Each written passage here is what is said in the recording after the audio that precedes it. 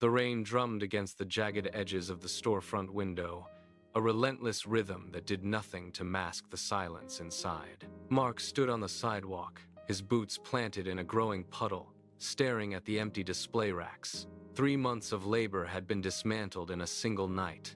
The floor was a mosaic of glass shards and discarded inventory. Behind him, the sound of pacing stopped. Sarah stood near the register, her hands shaking as she held a notepad. She read the numbers aloud, her voice thin and brittle. Each figure represented a debt they could not pay, a deadline they would miss, and a future that had just vanished. She dropped the notepad. It skidded across the floor, coming to rest near a pile of splintered wood.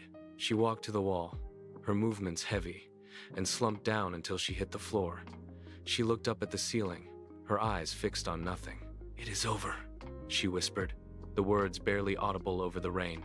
"We cannot recover from this." Mark did not turn around. Mark turned away from the window.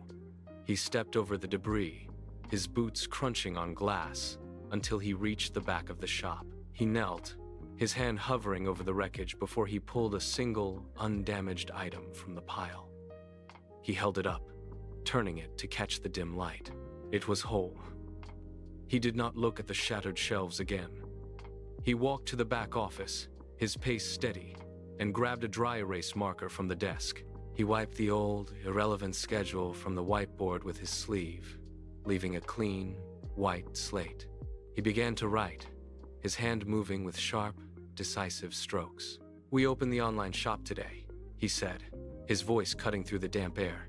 "We used the insurance claim for shipping, not repairs." Sarah remained on the floor, her gaze fixed on the whiteboard. She watched him list the new logistical steps, the ink drying in the cold room. The silence stretched, then broke as she pushed herself up. She wiped her eyes, her movements jagged but purposeful. She walked to her desk, pulled her laptop from its bag, and clicked the power button. The screen glowed, casting a soft light against the dark walls. She looked at the board, then at Mark, and began to type. 2 weeks of momentum vanished in a single email.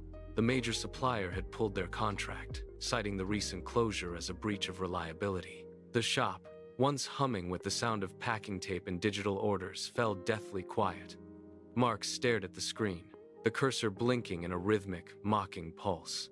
He felt the familiar cold spike of panic in his chest, but he did not sit down. He stood in the center of the office, his phone pressed against his ear, waiting for a connection that never came. He began to dial, moving down his contact list with mechanical precision. One distributor after another offered excuses, citing the market's volatility.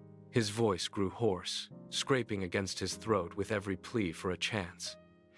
He paced the small room, his boots wearing a path into the floorboards. 5 hours passed. Then, 6. The sun began to dip below the horizon, casting long, sharp shadows across the desk. Finally, a voice on the other end agreed to a meeting. Mark hung up, his hand trembling as he set the phone down. He had secured a partnership with a local artisan collective. He did not look at the empty space where the old inventory had been. He turned to the whiteboard and wrote a single word: Monday. The fight was not over. It had simply changed shape. 6 months later, the shop hummed with the steady rhythm of a successful business. Sunlight streamed through the front window, illuminating shelves packed with new inventory. During a team meeting, a new employee gestured toward the front entrance, asking how they had survived the initial collapse. Mark stood up, walked to the whiteboard, and pointed to the words he had written months ago. Focus on the next move. He looked at the team, his expression calm and deliberate. The glass was just glass, he said, his voice steady. The contract was just paper. He picked up the marker and tapped the board.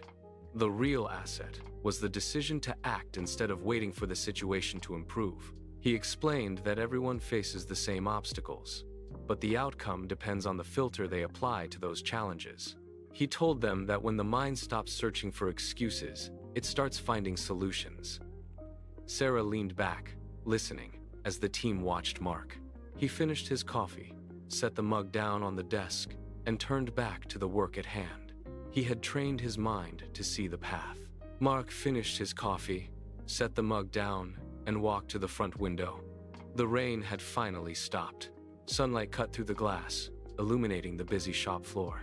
He did not look back at the day of the break-in as a tragedy. He saw it as the catalyst that forced them to innovate. He turned away from the window and walked to the back, where a new shipment waited. He picked up a box, the weight familiar and grounding in his hands.